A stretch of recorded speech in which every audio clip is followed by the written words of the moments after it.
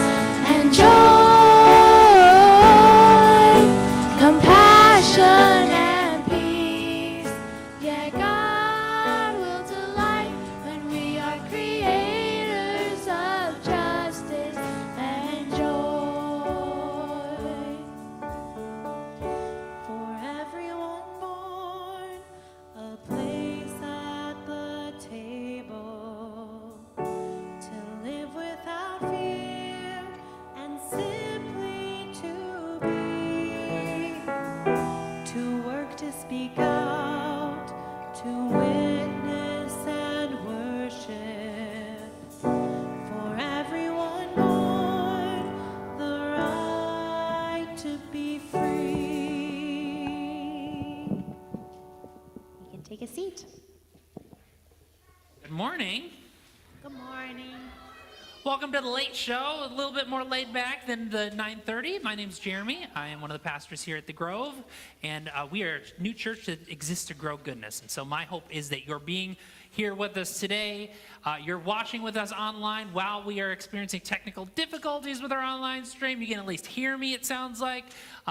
If you're interacting with us out in the community throughout the week, we hope that just through those interactions or your presence that you're experiencing some healing, wholeness, and beauty in your life. Just want to turn your attention as we get going this morning to a few logistical things. First of all, as you came in, hopefully you got one of these, our worship handout for not only today, but for this month going forward. If you are new with us, as you open up the worship handout on the left-hand side, there's all sorts of information that you might be curious about that's important to know about the church, how we got started, what our values are.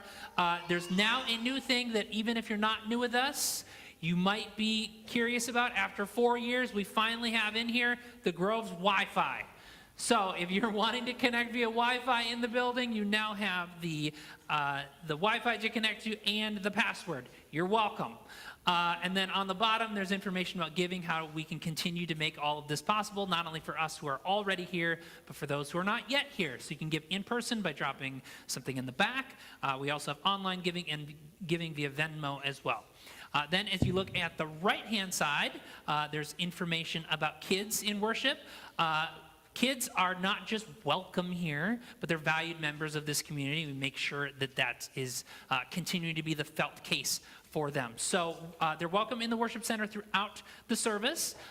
There are activities, coloring activities in the backs of all of the chairs. Then there's a wiggle space over here where we already have a few kids making use of the wiggle space, getting up and moving their body as they often need to while in the worship center. We also have programming, though, for nursery and for older kids. So our nursery is not staffed today, at least for the 11 o'clock service. There's an announcement later about getting involved and finding volunteer opportunities. We could use some more help in the nursery, nudge, nudge. But the nursery is available if you need to make use of it. And then we also have Grove Kids, which is available for ages 4 through 5th grade. In just a few moments, in just a few minutes, we will sing those older kids out. We'll sing Jesus Loves Little Children, which is kind of their prompt to go out to their age-appropriate play-based learning. The one thing to know is that if they're going to either of those places for the first time today, we need a registration from them. And you can either do that online by scanning that QR code up here or in the worship handout, or by filling out one of these cards, which is also on the back table, and then sending that with them wherever they are going. Also on the inside, we have this, which is simply the worship insert, which is your opportunity to let us know that you're here with us today, or to request specific information about things that you might be curious about. So on the front, there's a spot for you to put your contact information so we can actually follow up with you with the things that you're curious about.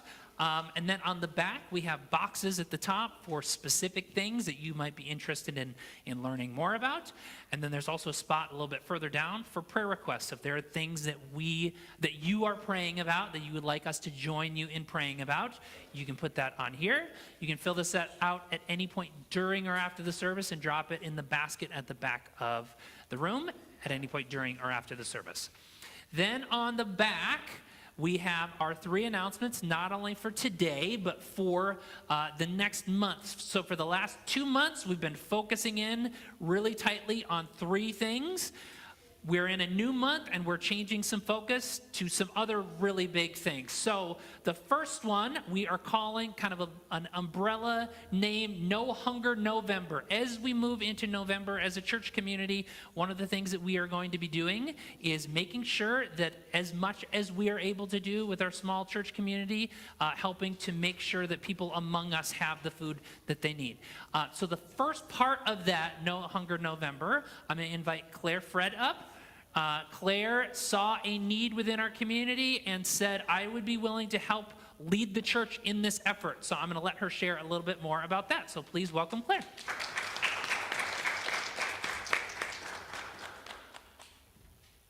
What microphone should I use, Jeremy? Oh, I'm sorry. It's on right there. And press and hold the button until it turns green. Thank you. Okay. Hi, everyone.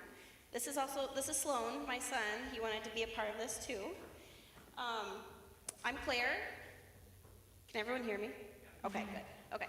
I'm a member of the Grove. I'm also a licensed social worker by profession, both of which are catalysts for why I'm speaking today and what I want to share this morning. So likely most of you have heard that something called SNAP benefits are being affected by the federal government shutdown. SNAP stands for Supplemental Nutrition Assistance Program. It's a crucial safety net program that families can qualify for based on their income and their household size. It's a monthly sum of money that only covers food, no other expenses. But due to the government shutdown, families on SNAP have been told there's no current funding for their SNAP benefits as of November 1st, which is yesterday. However, on Friday, there was a court order stating that funding has to continue using the contingency funds that are available, which is good news. But with that, there will be delays, and we don't know yet whether contingency funding will fully cover families' benefits. and if there will be, like, how long it'll take for families to get those benefits. In Minnesota alone, 63% of SNAP participants are families with children. More than 37% are families with at least one family member who's disabled or an older adult, and more than 52% are in working families. In my work, many of the families that I work with receive SNAP benefits, and it's still not enough to cover their food. So they're typically visiting other food resources such as food shelves, which are already under a lot of strain even before this. But with SNAP being threatened, those families are worried about simply having 3 meals a day, a very basic human right. So all of that to say, we all have an opportunity to feed the hungry in our community, and even maybe in our own congregation. I figured we already have the little free pantry out front, so let's keep it stocked the best that we can, as it is no longer filled by the local agency that used to help fill it. So during the month of November, if you have a donation to share, please bring it inside to the welcome desk on a Sunday, or if you want to come throughout the week, you can come directly and just fill it that way. And then I will make sure it stays stocked with any donations we get. There will be a list on the pantry of commonly needed foods, as well as a few things to please leave at home. I'll also have a list of places families can get free food in the area on a larger scale.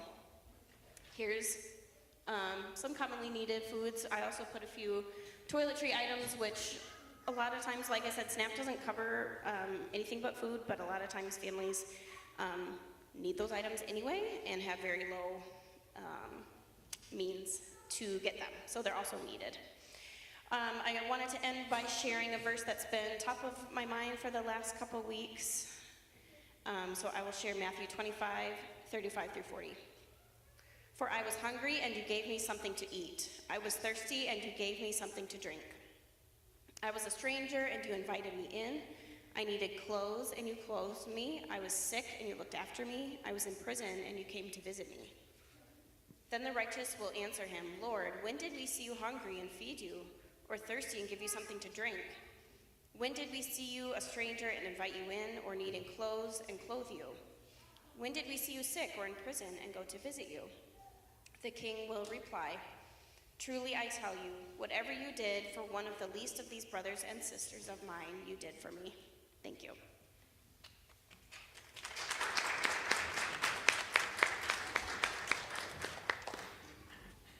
Thank you, Claire.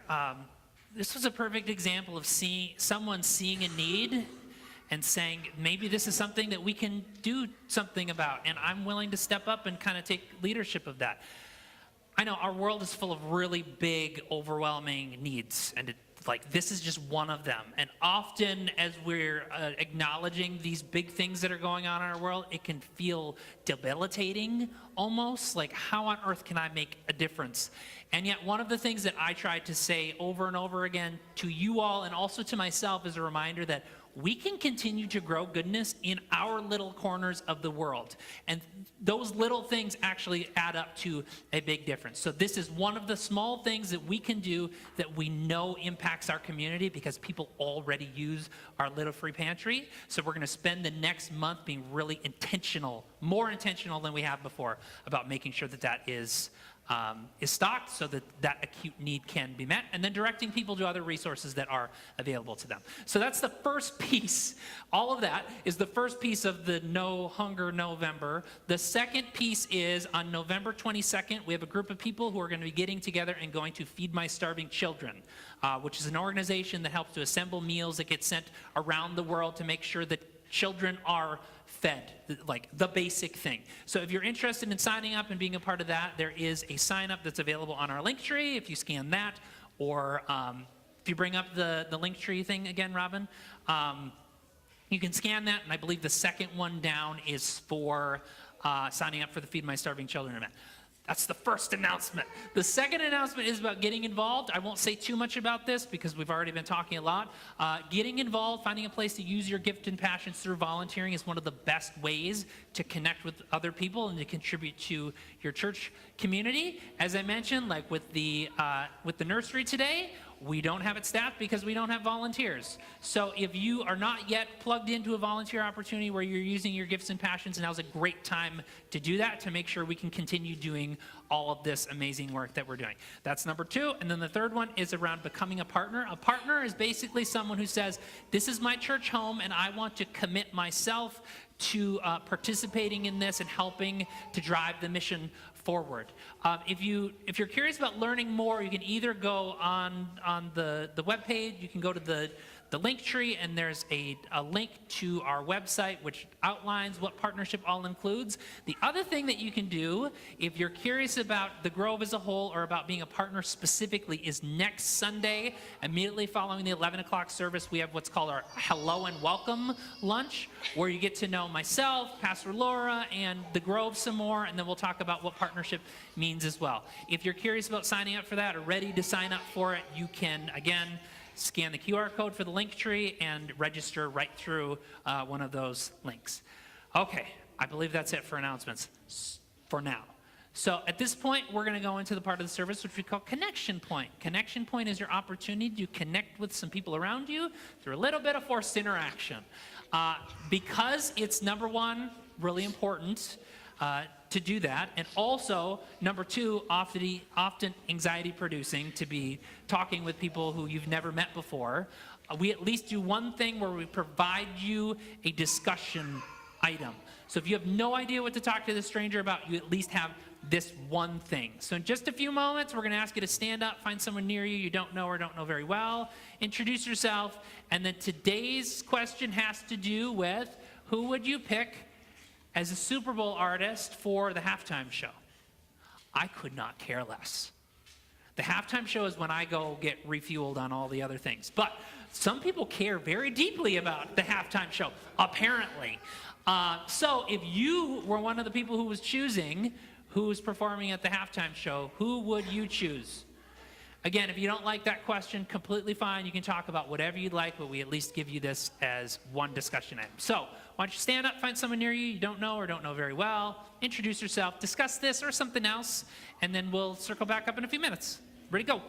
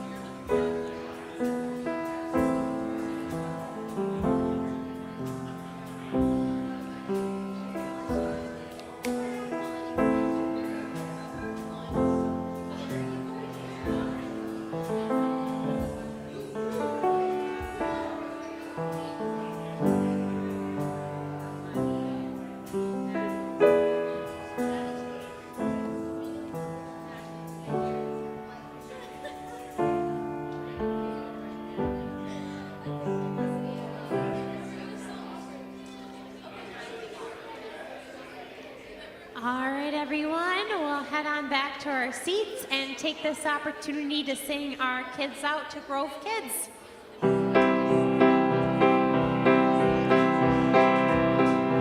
Jesus loves the little children, all the children of the world.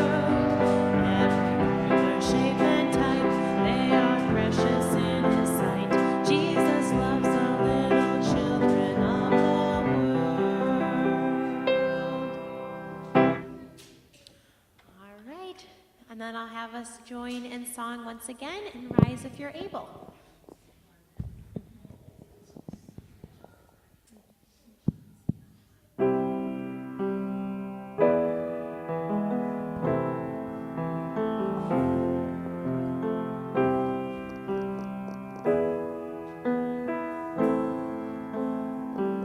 I wanna see the day when justice rose, like a mighty river floods out of control.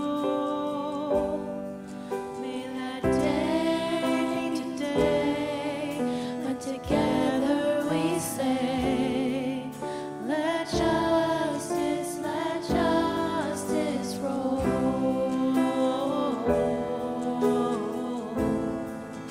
Let justice roll.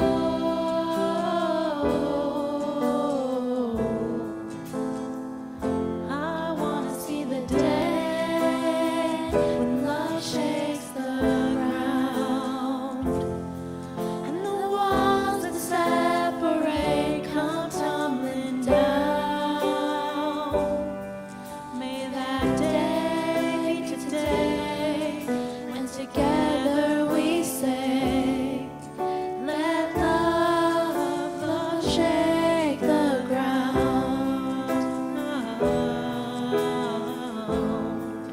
Love shake the ground.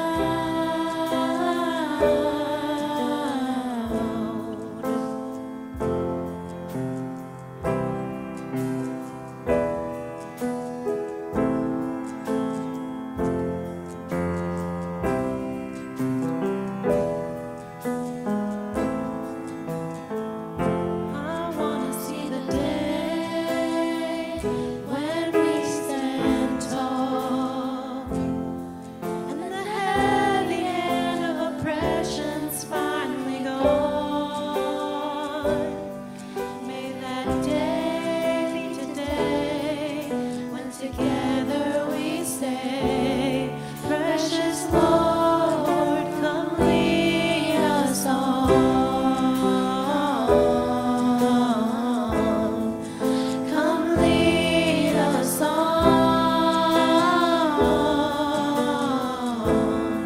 Precious Lord, come lead us on.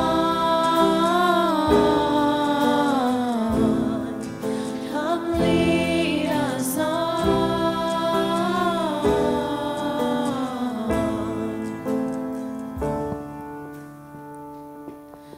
May that day be today when together we say, precious Lord,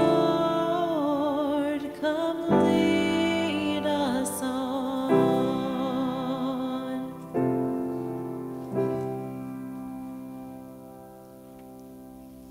You may be seated.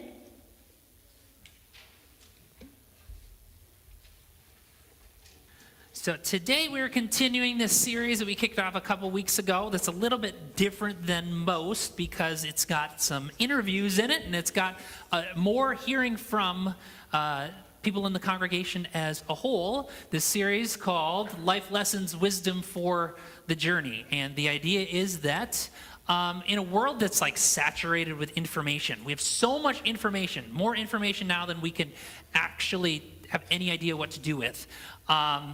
There's increasingly a need for wisdom, for like deep, important thinking about the things that really matter when it comes to living in the world, especially as people of faith. And so we're taking 6 weeks, 3 on the front end hearing from people in the congregation, 3 on the back end hearing from our 3 pastors about some of the life lessons that we have learned that we would impart to the rest of the congregation as pieces of wisdom.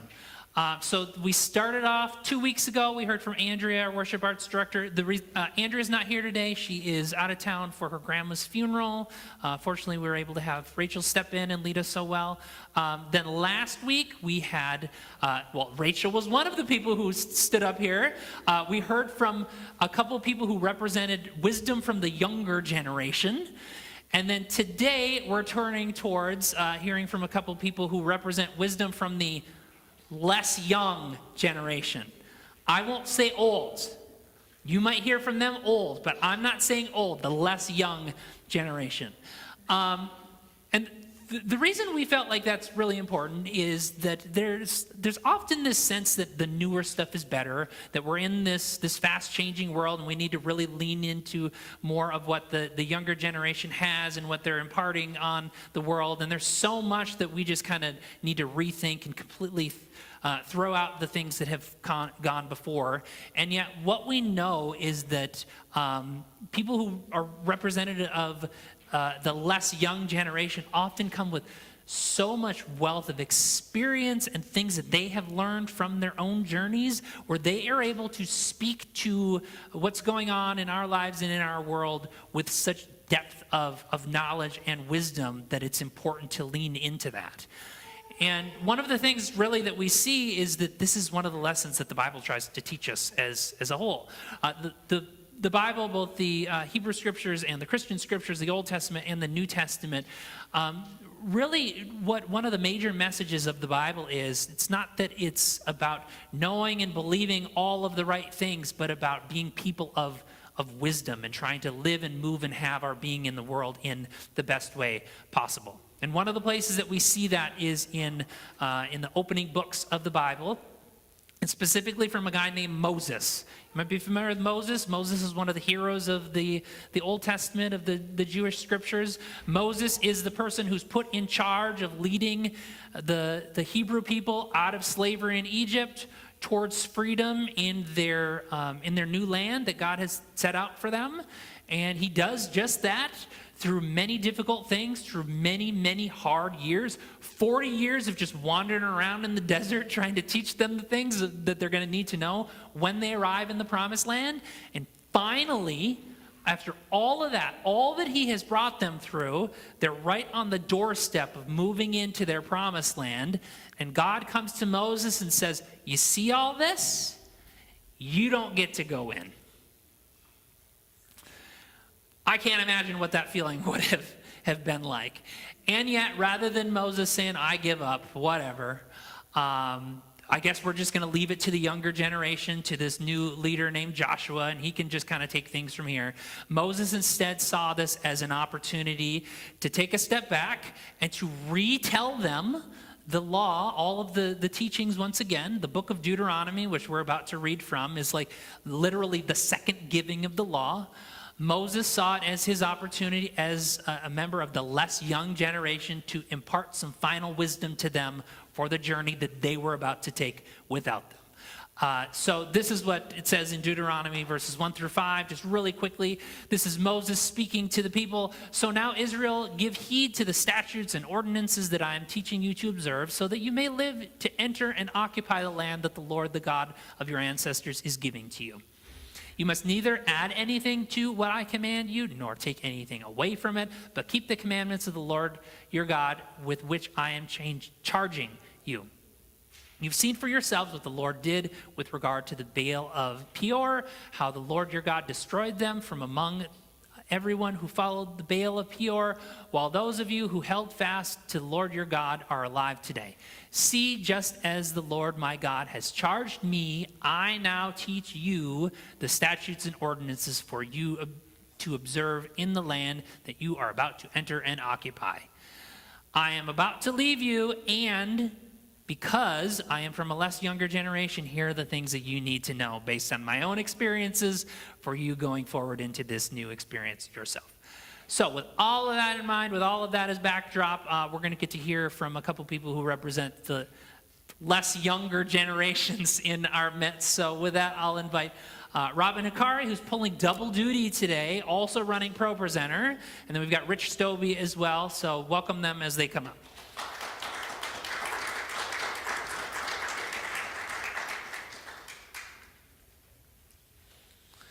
As you kind of settle into your seats, oh, there, yeah, I am not on top of that.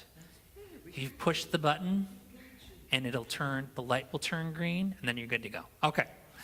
So the first question, just because I don't know how many folks know you or know you well, the first question is simply tell us about you and how you landed here at the Grove.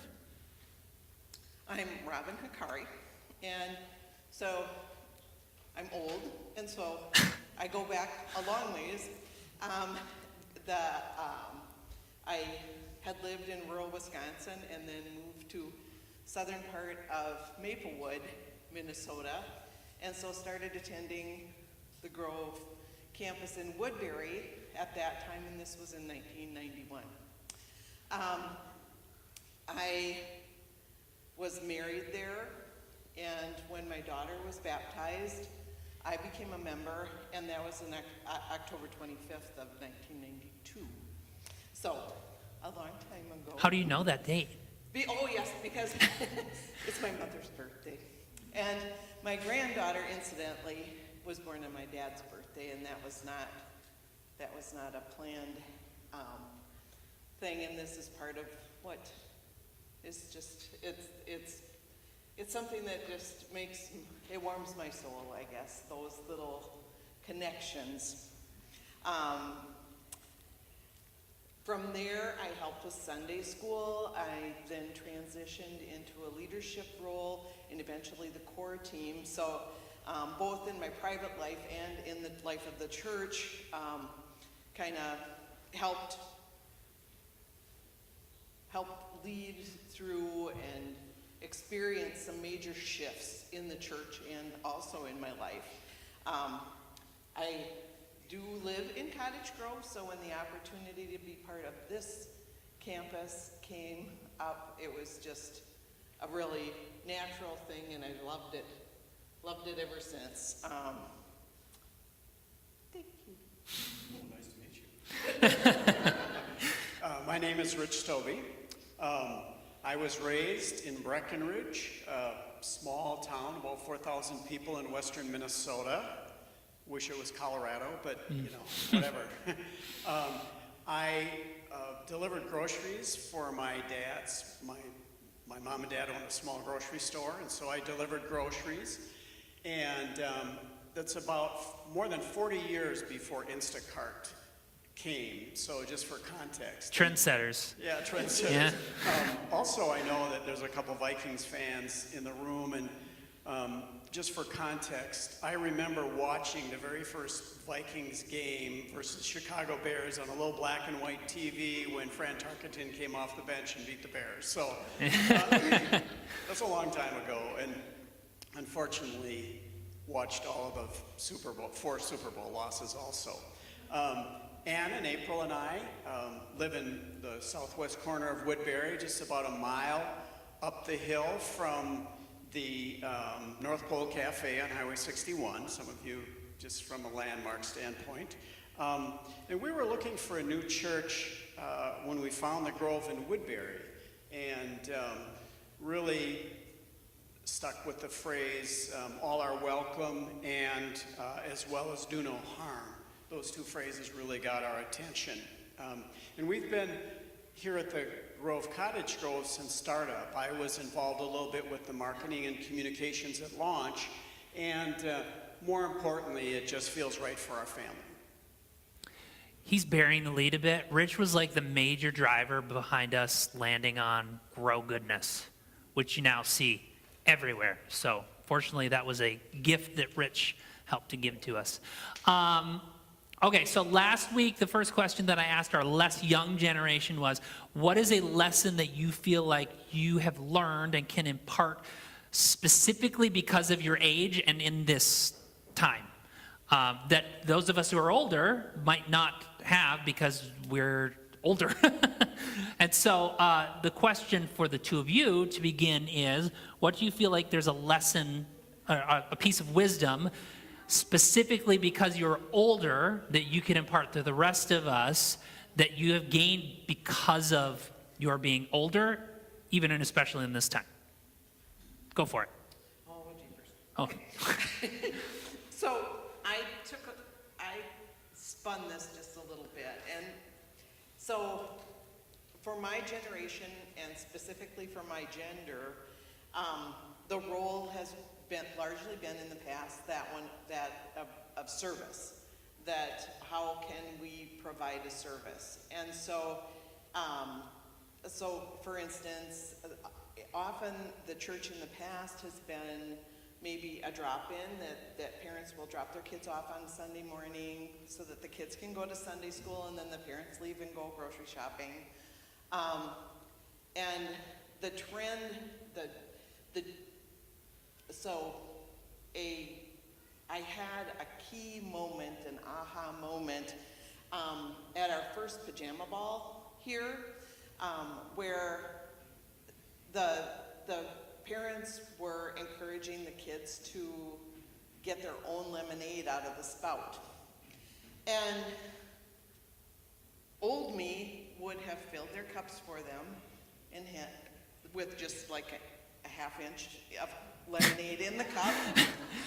Because any more than that, they're going to spill it. Yeah, and it gets on the carpet, and then you have that mess. And so the current generation knows to empower their children.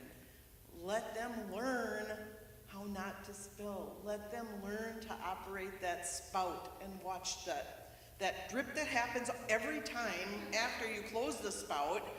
And the carpet can be cleaned, but what happens with the kids is really, really invaluable because they're empowered. They learn that they're important. And this is such a big shift. And with preschool playtime too, it's that a lot of work is put into creating an environment where the family can do things together, where it's not someone else is doing things with your child. You're doing things with your child. It strengthens that family. It strengthens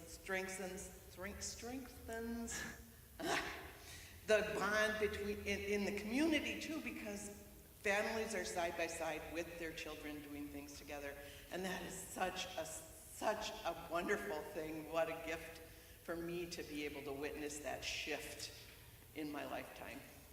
What a beautiful, messy metaphor, too. Like, let them fill their lemonade. If you're ever here on Fridays after preschool playtime and see those sensory bins that have been largely, that are largely on the floor, the corn and the rice and the beans and the little blue rocks, it's me and my brain is like, I can't handle this. But it's so good and so helpful and important for those kids and the parents too. Yeah. Rich. So, okay, I had to remind myself, okay, what was the question? It's up there. Yeah, it's up there. Okay, I see that, yeah. I kind of could see it. So one thought about life lessons that came to me immediately was really maybe very simple, but taking time to think, and especially, as Jeremy said, with all of the information that we receive every day, every hour, every 5 minutes, you know, we're bombarded with information. And I've realized the importance of taking time to think, even if it's only a few minutes, and really to intentionally process what I've just read or just heard. I'm retired, so I perhaps have a little bit more time, but I think by just taking a few minutes, investing that time in thinking, for me, prevents doing damage control if I haven't thought about something before I was going to express my view. So in the short term, it's investment of time, but it saves me time in the longer term. I also feel that by really thinking through things, it prevents, and this is a big word, the hypocrisy and it just feels to me if I was going to vote for what might be. Those can be the most impactful and memorable because we've felt them hit the hard way. So I'm curious about any life lessons or pieces of wisdom that you have